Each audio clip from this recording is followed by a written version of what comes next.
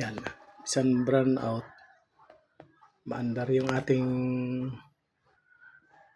internet router. Kahit brown out. So, mayroon pa tayong 20.0 volts. Gamit lang ang ating mga battery yan sa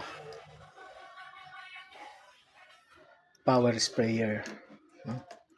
Yan. Pakinabangan natin siya basta mayroon tayo nitong mini inverter. So yung mini inverter na ito, pwede siya mag-charge dyan ng tingnan natin. Yan.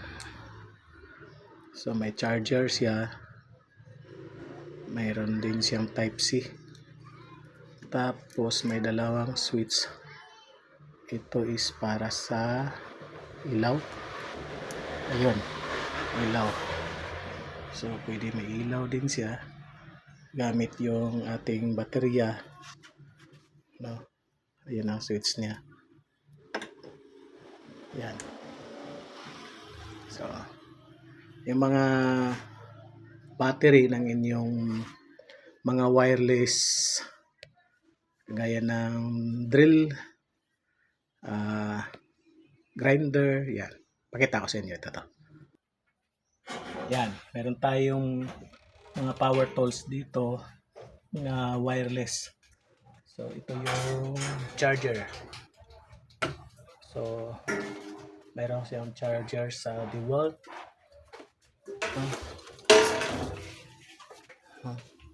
Sa Surfly, battery sa Surfly na grinder, sa Makita na tawag yun, impact range. Ito sa DeWalt, ito yung sa Barina. Tagdalawa-dalawa sila. So yung mga baterya na yan, na full charge ko na yan kahapon dahil alam ko mag brown out ngayon. So pag na-discharge yung isa kanina, papalitan ko lang yan. So malaking tulong yung ating mga yan, yung mga power tools na yan. Yun, malaking tulong siya. Yun yung ating mga baterya. So yan.